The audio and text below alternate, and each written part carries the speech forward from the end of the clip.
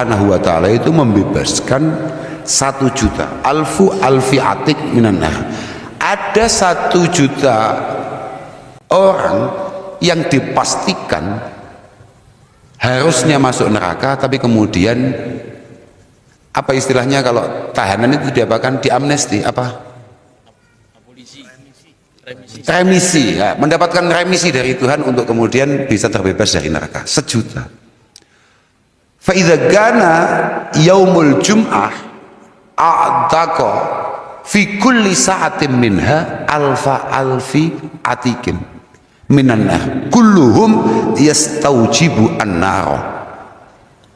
Kalau sudah malam Jumat, Kamis malam Jumat sampai hari Jumat, maka yang dibebaskan itu tidak lagi setiap iftar, tidak lagi setiap maghrib, tapi yang dibebaskan itu per jam 1.000.000. Kemudian kita nggak masuk di sana, kan tolol.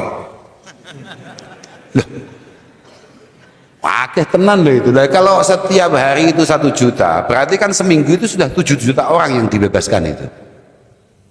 Lah kalau per malam Jumat per jam kali 24 jam, kemudian kita tetap nggak masuk, kan ya super tolol.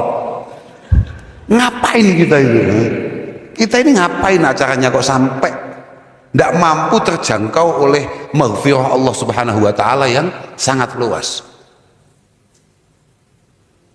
Inna rahmati sabaqat ghadabi itu di mana? Kok sampai kita kok nggak kena itu? Ya kita memang super what, tapi tolonglah, masa nggak masuk situ? Bahkan fa idza kana akhiru yaumin min Ramadan a'taqa bi adadi ma a'taq min awal syahri ila akhirih. Bahkan ketika nanti malam lebaran jumlah itu akan dihitung, ditotal, kemudian Allah kembali membebaskan orang sebanyak itu. Terus kemudian kita tetap gak masuk. Naudzubillah, kan yo itu di atas tolol iku mbah apa jenenge gak paham aku. Makanya moga-moga ya kita aman lah. Cuma gini ya, yang perlu difahami oleh kita semua, kadang-kadang ya itu berat. Puasa itu istimewa karena semua ibadah itu pahalanya jelas, kalkulasinya jelas. Illa shaum wa ana ajzi bihi, kata Allah Subhanahu wa ta'ala, kecuali puasa. Puasa itu memang pahalanya sangat luar biasa, tidak ada yang tahu kecuali Allah sendiri. Cuma ulama sepakat, as-salaf yarawna annal ibadah itu tidak semata-mata bisaumi wa sholati wa sairi ta'at wal qurbat. Bahwa ulama dari dulu ngomongkan puasa yang kemudian dengan segala macam keistimewaannya, termasuk rahmat, maghfirah, idkun minan nar, itu tidak semata-mata hanya dengan kita ini melakukan puasa, menahan lapar, kita ini melakukan banyak sholat di sana. Biasanya sholat ba'diyah qobliyah 2 rakaat nggak dilakukan, sekarang taraweh sok-sokan. Lah iya, awamu taraweh peng telu aktif ngono ya. Istiqomah taraweh tanggal 1, tanggal 2, tanggal 3, tanggal 4 jiwamu wis Fir'aun. Loh, artinya jiwa-jiwa kamu kok nggak kayak saya ya? Melihat siapa begitu siap-siap mau ngopi mau apa, kamu berangkat ke masjid di hari keempat, pikiranmu wis ana ahsan minhu, ana khairun minhu, ana afdal minhu, ana atwa minhu. Fir'aun banget, hanya karena taraweh 3 hari, hanya karena taraweh 3 hari. Padahal tidak ada satupun ulama yang menganggap bahwa tarawih itu adalah satu kewajiban.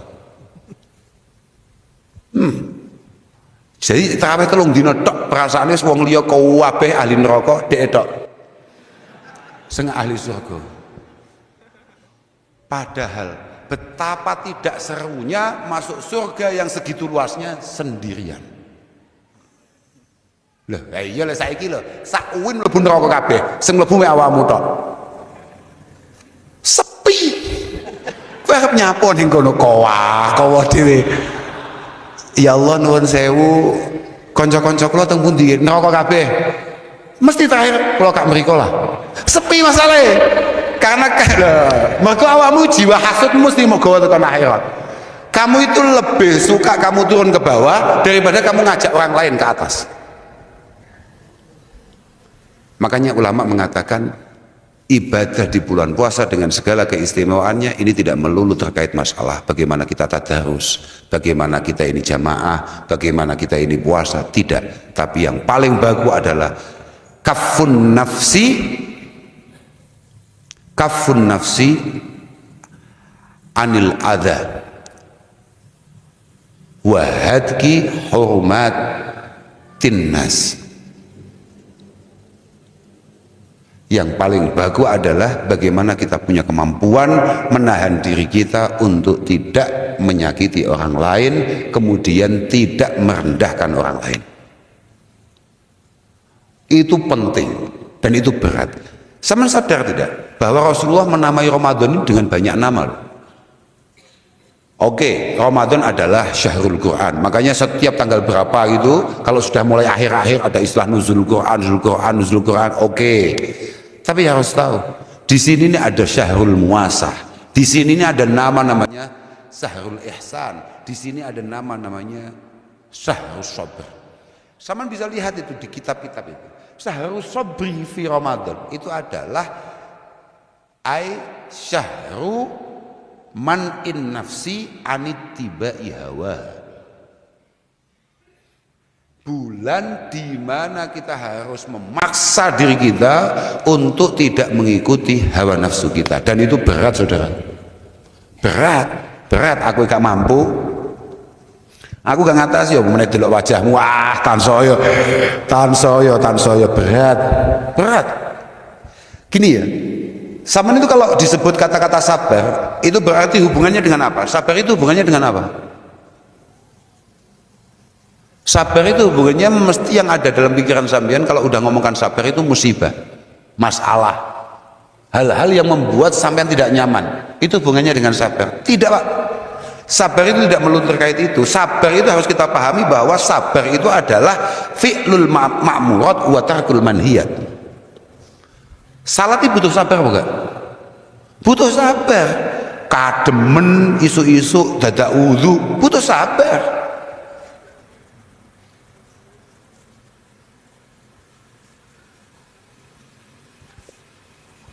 Ana bocah utange wakeh terkenal dhewe sak kampus tapi bendino klambine anyar, sabar gak awake dhewe? Loh, tarkul manhiyat berat itu, berat. Makanya semua ulama mengatakan kamu itu kalau pengen istimewa di hadapan Allah, tidak usah terlalu banyak ibadah, tapi pastikan tidak terlalu banyak kesalahan. Salah itu wajar, tapi kalau terlalu banyak hobi. Loh iya toh, orang salah itu biasa, tapi kalau terus salah, ya memang kan gini toh. Orang normal, orang awam itu adalah orang yang kadang-kadang baik, kadang-kadang buruk. Tapi kalau banyak baiknya, kata Fudail bin Iyad, kalau banyak baiknya maka keburukannya harus dihapus. Orang itu tidak boleh disebut orang nggak baik kalau memang kesehariannya didominasi oleh hal-hal baik. Apakah ini tidak ada buruknya? Ada, tapi tolong dilupakan sebagai sesama. Sama kayak kita sulit untuk melupakan orang yang terlalu banyak 24 jam sehari. Kalau 23 jam setengah buruk, itu kan sulit untuk disebut sebagai orang solih. Padahal kalau kita mau tahu solih, kenapa Nabi Ibrahim itu disebut solih? Dalam Quran dikatakan bahwa karena konsistensinya terus solih, terus baik. Karena kalau hanya sesekali baik itu kayak kita, nah itu belum pantas sebetulnya disebut orang solih. Loh, kita ini pagi baik, agak siang dikit masalah, tapi zuhur tobat, walaupun sore bikin masalah lagi. Karena itu biasa. Makanya kita ini sulit untuk kemudian menjadi orang yang punya kelayaan disebut solih. Tapi moga-mogalah ada bangunan kemauan di antara kita untuk kemudian menjadi orang yang baik. Mbuh bentuke piye? Ngeten nggih. Berapa banyak dari kita, teman-teman kita kemudian merasa bahwa saya tidak pantas melakukan ini, saya tidak pantas melakukan ini, saya tidak pantas melakukan ini, karena saya ini belum begini, belum begini, belum begini. Tidak. Sekecil apapun potensi kebaikan yang mungkin sampean lakukan, lakukan. Tidak usah menunggu sampean ideal untuk melakukan itu. Karena siapa tahu hal-hal kecil itu, misalnya kayak tadi, kayak saya cerita misalnya kayak ba'diyah, sholat ba'diyah, oke, mungkin sampean belum sanggup tarawih, tapi sampean mau sholat ba'diyah, ba'dal isya, 2 rakaat saja sudah. Itu sudah fi hukmi qiyamil lail bagi orang kayak sampean. Kak jamin loh. Ketika sampean memiliki keseriusan untuk melakukan itu, sambil selalu menyadari bahwa panjenengan abot nek aku kon tarawih. Aku tarawih imamnya rodok dawa didik, surate rodok dawa didik wis ngersula. Saya katakoki, cara ning Jogja iki, imam cepet kambe imam rodok suwi ngono semangat dia awakmu dadi makmume. Iya, saya itu sebelum puasa satu ketika makan. Lah ketika makan itu sambil nunggu pesanan makan itu jadi, ya di Jogja ini tahu-tahu ternyata di samping itu ada musola enak gitu loh. Ada musola enak, saya sholat di situ. Lah ketika saya lihat imamnya datang, kemudian imamnya qobliyah, saya sudah mikir, ya memang kita kan kriminal ya otaknya ya. Kan kan aku kan dianggap wong piye ngono kan, mergo awakmu kan deloke kan di petilan-petilan di media-media itu. Sebetulnya kan kita ya sama-sama sesatnya. Ketika saya lihat imamnya itu datang kemudian sholat qobliyah, saya langsung di hati saya, iki nek aku melu makmum iki jelas suwi. Kan ketok to, Pak. Suwi nek iki aku. Nek iki suwi iki aku. Kan ketok jelas suwi iki, jelas gak mampu aku. Daripada aku ngersula, aku wis langsung ngongkon, saya ngajak teman-teman kan, ayo ndang komat. Dipahani iku kambek takmire aku. Mohon maaf, Pak. Nggih, Pak. Jangan sholat dulu karena kita akan segera mulai jamaahnya. Oh, mboten Pak, kula kosor. Ya kita kan sama-sama kriminal, biasa tuh. Tapi kriminal lo cik sholat lo ya, orang kok kriminal gak sholat. Awalu ma yuhasabu bil abdu yaumal qiyamah as-sholah. In sholahat sholahal baqi wa in fasadat fasadal baqi. Yang pertama kali ditanya Tuhan akan peribadatan kita ini masalah sholat. Kalau sholat lolos, katanya yang lain lolos. Ya sudah, saya pakai itu saja. Kriminal-kriminal pokok lolos, mergo sholat. Aku tetap sholat masuk kriminal. Ya jamaah, tetap jamaah sesuai arahan bahkan Nabi. Tetap jamaah, tapi kita bikin yang versi agak cepat. Oh no, aku dulu, waduh sholat sunat kok suwi wong iki. Sholat sunat suwi, sholat fardu mesti atwal, jauh lebih lama. Dan ini waduh makanannya gimana, dan itu tidak baik. Sholat mikir makanan itu tidak baik. Makanya Rasulullah selalu meminta kita iftar dulu sebelum sholat, karena jangan sampai ketika kamu takbir pikiranmu makanan gitu loh. Iftar itu hanya sekedar membatalkan. Lawamu gak rong piring ya yuk yo entek waktu isyae ngawur, waktu maghrib entek sembrono awakmu ya. Ini gak gitu konsepnya, gak gitu ya. Nggih, makanya saya jamin lah sampeyan pokoknya hanya sekedar apalah ibadah-ibadah yang kira-kira sampeyan mampu. Saya di mana-mana selalu mengatakan la yukallifullahu nafsan illa wus'aha. La yukallifullahu nafsan illa wus'aha. Itu kan semua orang selalu mengatakan bahwa Allah tidak akan membebani kalian akan sesuatu yang kira-kira kalian nggak mampu. Itu kan pikiranmu adalah perjalanan hidup. Enggak. Sama bisa lihat di semua tafsir yang ada, itu hubungannya sama ibadah. Artinya Allah tidak akan memerintahkan satu peribadatan, satu ritual ibadah satu wadhifah ibadah yang kira-kira membuat sama semua keberatan. Enggak. Bahkan Nabi itu tarawih hanya berapa hari. Kemudian dipatahkan dengan beliau tidak keluar dari rumah. Karena khawatir kalau ini diteruskan nanti dijadikan wajib. Oh no, lagi cocok. Karena tahu. Karena akhir zaman umat Rasulullah kayak kita. 5 waktu yang bleset apa maneh? Oh no. Lah. Lah, Gus. Sekarang itu kan ada warna. Kalau 20 rakaat berarti NO, kalau sekian rakaat berarti gak NO. Ngono kan ya? Ya kuwi tololmu. Kenapa kita nggak ambil yang dikit aja, Gus? Kan nggak apa-apa. Wong semua ini ada uswahnya, semua ini ada kuduahnya. Tetap kamu harus 20. Lah napa sebabnya, Gus? Sebabnya kowe masuk njibuk sing titik, mlakumu panggah secepat itu. Wong NU iku lamun toh digawe mek pirang rakaat kaya kanca-kancane, tetep inal kausar. Loh, iya apa gak? Jelas, delok bentukmu ngono kuwi. Jelas iku, jelas. Makane, sekali lagi moga-moga kita mampu mengisi bulan Ramadan ini dengan sebaik-baiknya. Paling tidak kita mampu menafikan kebiasaan buruk kita, khususnya kebiasaan yang kira-kira mampu menyakiti orang lain, itu bisa kita tinggalkan di bulan-bulan seperti ini. Makanya tadi saya sebut Syahrul Muasah. Ini bulan Syahrul Muasah itu sebetulnya al-muasah wal ihsan itu maknanya sama. Cuman Kanjeng Nabi menggunakan bahasa muasah. Kalau dalam kitab-kitab kita istilahnya kalau saya nggak salah ya muasah itu muasatil muhtajin ila ma tajudu fihi al-qulub min khairin wa fadli.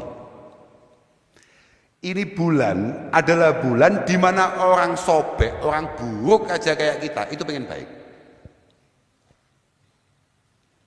Bukan hanya pengen baik, orang seruat kita kadang-kadang di bulan ini pengen berbuat baik untuk orang lain.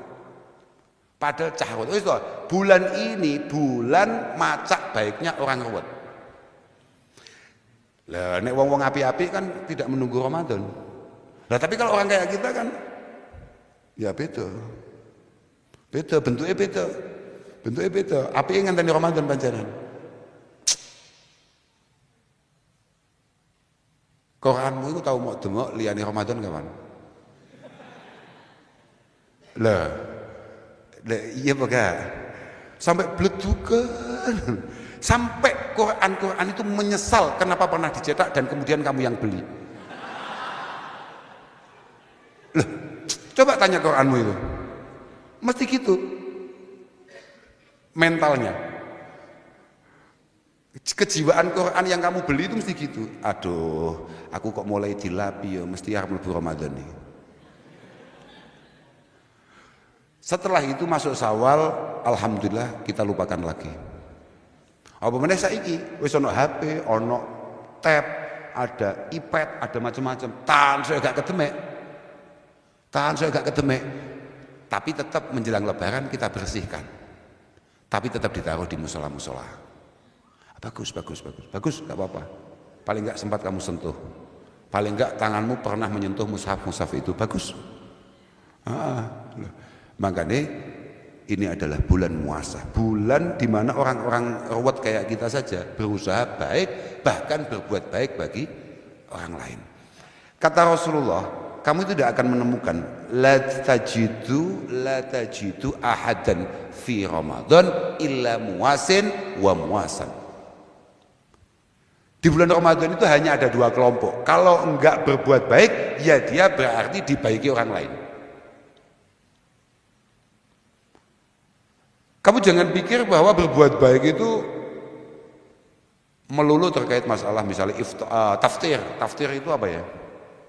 Biasanya kan kalau mohon maaf kalau ada orang yang cukup berada itu kemudian dia kasih apa Pak? Takjil.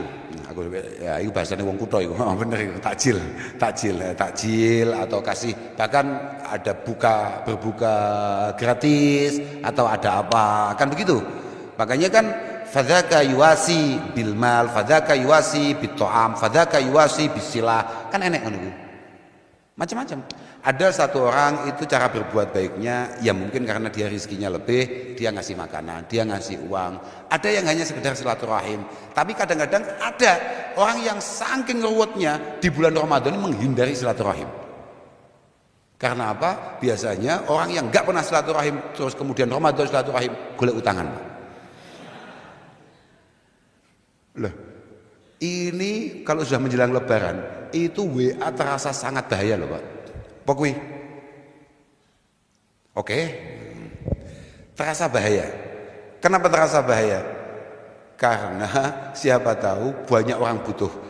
Kata Imam Syafi'i, ini terakhir ini penting ini. Kata Imam Syafi'i, kita ini kalau di bulan Ramadan, kenapa diminta untuk sedikit dermawan, lebih dari bulan-bulan yang lain? Karena mohon maaf di bulan ini banyak sekali orang yang butuh.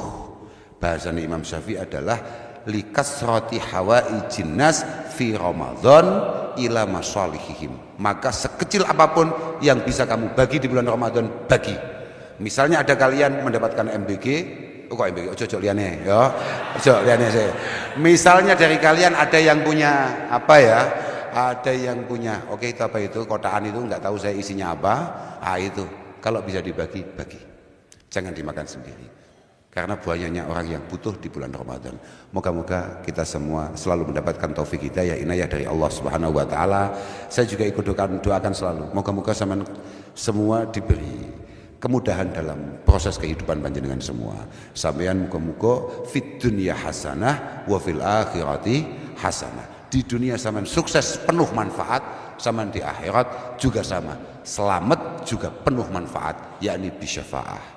Muga-muga Allah Subhanahu wa taala mengijabah semua doa-doa baik kita. Sekali lagi saya mohon maaf kalau ada kurang-kurangnya, ada keliru-kelirunya. Akhiran wal afu minkum. Wassalamualaikum warahmatullahi wabarakatuh.